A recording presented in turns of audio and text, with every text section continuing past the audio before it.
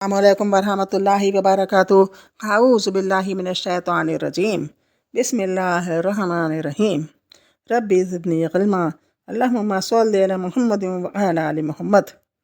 सीरत नबवी में कल पढ़ा था कि मोहम्मद सल्लल्लाहु अलैहि वसल्लम बहुत ज़्यादा परेशान हो गए। उन्होंने उनके सामने एक मसौदा एक बात रखी कि अगर तुम ला इलाहा इल्लल्लाह पढ़ लोगे मुशरिकीन के सामने तो तुम बादशाह बन सकते हो।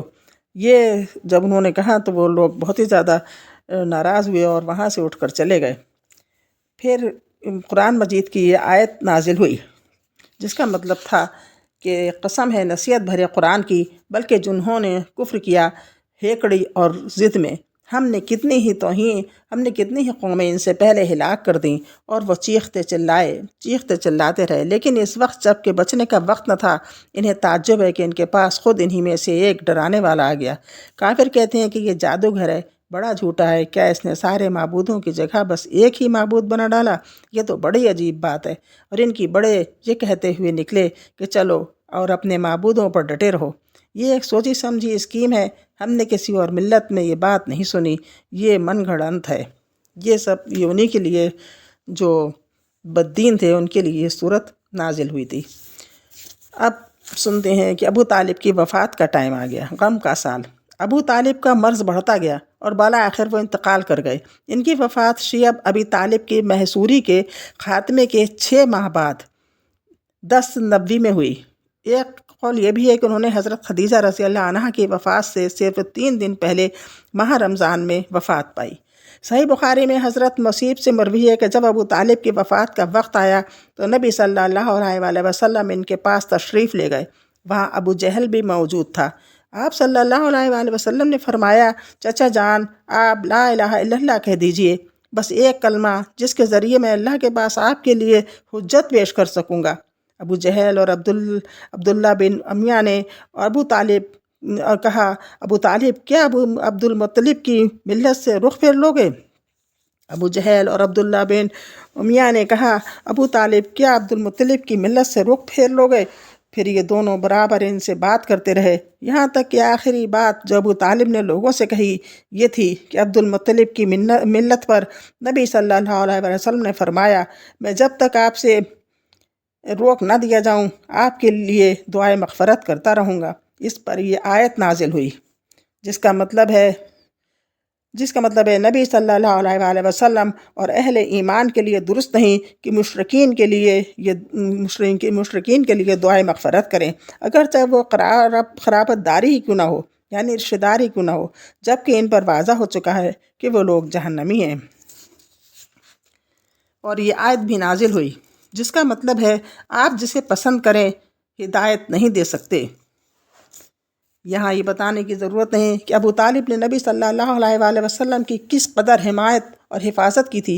वो दर हकीकत मक्के के बड़ों और अहमक लोगों के हमलों से इस्लामी दावत के बचाव के लिए एक किला थे, लेकिन वो बज़ात ख़ुद अपने बुज़ुर्ग आबा व अजदाद की मिल्लत पर कायम रहे, इसलिए मुकम्मल कामयाबी न पा सके।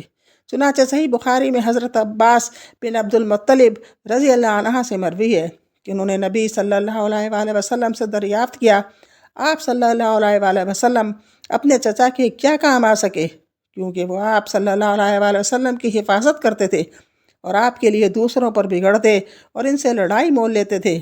आपने फरमाया, वो जहन्नम की एक छिछली जगह में है, वो जहन्नम की एक छिछली जगह में है, और अगर मैं न होता तो वो जहन्नम के सबसे गहरे खड्ड में होते। अबू सईद खदरी रज़ी अल्लाह अन्हु का बयान है कि एक बार नबी सल्लल्लाहु अलैहि वसल्लम के पास आपके चचा का तज़किरा हुआ तो आप सल्लल्लाहु अलैहि वसल्लम ने फरमाया, मुमकिन है क़यामत के दिन इन्हें मेरी शफ़ाअत फ़ायदा पहुँचा दे और इन्हें जहन्नम की एक ओथली जगह में रख दिया जाए जो सिर्फ़ इनके दोनों टखनों तक ही पहुँच सके।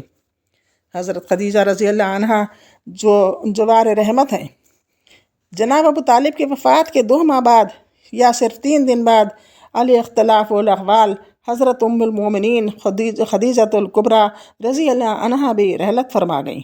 इनकी वफ़ात नबुव्वत के 10वें साल माह रमज़ान में हुई। इस वक्त वो 65 साल की थीं और रसूल अल्लाह सल्लल्लाहु अलैहि वसल्लम अपनी उम्र के 50वें मंजिल में थे। حضرت خدیجہ رضی اللہ عنہ رسول اللہ صلی اللہ علیہ وآلہ وسلم کے لیے اللہ تعالیٰ کی بڑی گران قدر نعمت تھیں۔ وہ 1/4 صدی آپ صلی اللہ علیہ وآلہ وسلم کی رفاقت میں رہیں، اور اس دوران رنج و غم کا وقت آتا تو آپ صلی اللہ علیہ وآلہ وسلم کے لیے تڑپ اٹھتیں۔ سنگین اور مشکل ترین حالات میں آپ صلی اللہ علیہ وآلہ وسلم کو قوت پہنچاتی، تبلیغ رسالت میں آپ صلی اللہ علیہ وآلہ وسلم کی مدد کرتی، اور اس تلخ ترین جہاد کی سختیوں میں آپ صلی اللہ علیہ وآلہ وسلم کا شریک کار رہتی، اور اپنی جان و مال سے آپ صلی اللہ علیہ وآلہ وسلم کی خیر خواہی و غم گساری کرتی۔ رسول اللہ صلی اللہ علیہ وآلہ وسلم کا ارشاد ہے، جس وقت لوگوں نے میرے ساتھ کفر کیا وہ مجھ پر ایمان لائیں، جس وقت لوگوں نے مجھے جھٹلایا انہوں نے میری تصدیق کی، جس وقت لوگوں نے مجھے محروم کیا انہوں نے مجھے اپنے مال میں شریک کیا، اور اللہ نے مجھے ان سے اولاد دی اور دوسری بیویوں سے کوئی اولاد نہ تھی۔ صحیح بخاری میں ابو ہریرہ رضی اللہ عنہ سے مروی ہے کہ حضرت جبرائیل علیہ السلام نبی صلی اللہ علیہ وآلہ وسلم کے پاس تشریف لائے اور فرمایا، اے اللہ کے رسول صلی اللہ علیہ وآلہ وسلم، یہ خدیجہ رضی اللہ عنہ تشریف لا رہی ہیں، ان کے پاس ایک برتن ہے جس میں سالن یا کھانا یا کوئی مشروب ہے۔ جب وہ آپ صلی اللہ علیہ وآلہ وسلم کے پاس آ پہنچیں تو آپ صلی اللہ علیہ وآلہ وسلم انہیں ان کے رب کی طرف سے سلام کہیں، اور جنت میں موتی کے ایک محل کی بشارت دیں جس میں نہ شور و غم ہوگا، نہ درماندگی و تھکان ہوگی، غم ہی غم۔ یہ دونوں علم انگیز حادثے صرف چند دنوں کے دوران پیش آئے، جس سے نبی صلی اللہ علیہ وآلہ وسلم کے دل میں غم و علم کے احساسات متزن ہو گئے، اور اس کے بعد قوم کی طرف سے بھی بہت ہی زیادہ پریشان اور غم دیے گئے، کیونکہ ابو طالب کے وفات کے بعد ان کی جسارت بڑھ گئی اور ان کی طاقت بڑھ گئی، اور انہوں نے محمد صلی اللہ علیہ وسلم کو بے انتہا پریشان کرنا شروع کر دیا، اور وہ کھل کر آپ صلی اللہ علیہ وآلہ وسلم کو اذیت و تکلیف پہنچانے لگے۔ اس کیفیت نے آپ صلی اللہ علیہ وآلہ وسلم کے غم و علم میں اور اضافہ کر دیا۔ آپ صلی اللہ علیہ وآلہ وسلم نے ان سے مایوس ہو کر طائف کی راہ لی، یعنی طائف چلے گئے کہ ممکن ہے وہاں لوگ آپ صلی اللہ علیہ وآلہ وسلم کی دعوت کو قبول کر لیں، آپ صلی اللہ علیہ وآلہ وسلم کو پناہ دے دیں، اور آپ صلی اللہ علیہ وآلہ وسلم کی قوم کے خلاف آپ صلی اللہ علیہ وآلہ وسلم کی مدد کریں۔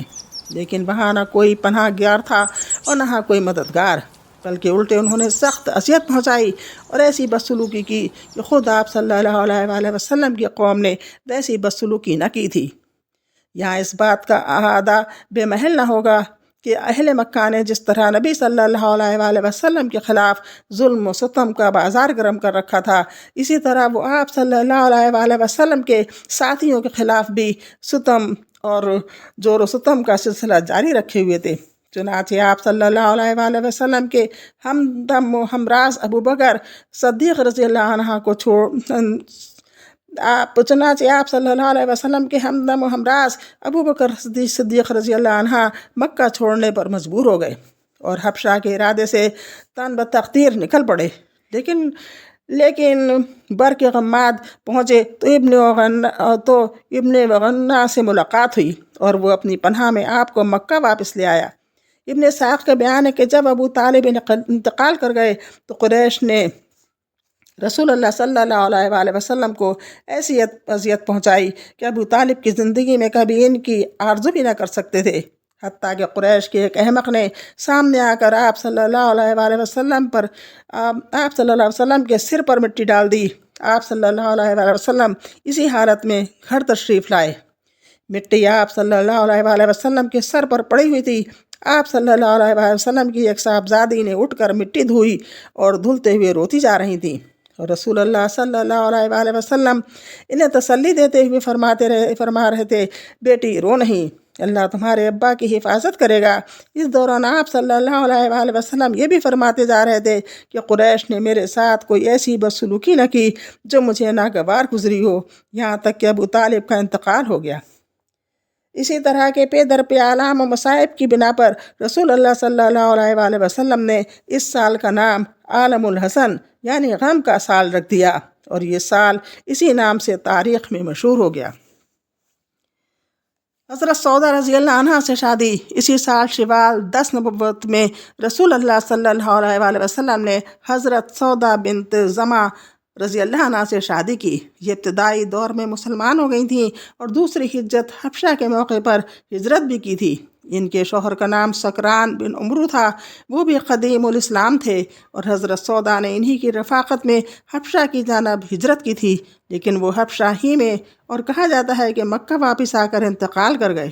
اس کے بعد جب حضرت سودا رضی اللہ عنہ کی عدت ختم ہو گئی تو نبی صلی اللہ علیہ وآلہ وسلم نے ان کو شادی کا پیغام دیا اور پھر شادی ہو گئی۔ یہ حضرت خدیجہ رضی اللہ عنہ کی وفات کی بعد پہلی بیوی ہیں جن سے رسول اللہ صلی اللہ علیہ وآلہ وسلم نے شادی کی تھی۔ چند برس بعد انہوں نے اپنی باری حضرت عائشہ رضی اللہ عنہ کو ہبہ کر دی تھی۔ آج بس اتنا ہی، انشاءاللہ کل پھر آگے دیکھیں کیا ہوتا ہے۔ کل کے ذکر میں اور بھی زیادہ قریشوں کی جنہوں نے دے رکھے تھے، اتنے زیادہ مصائب، اتنی زیادہ پریشانیاں، وہ جاری ہیں، اور ان کو محمد صلی اللہ علیہ وسلم کو طائف سے بھی نکلنا پڑا۔ اللہ حافظ، انشاءاللہ کل ملاقات ہوگی۔ السلام علیکم۔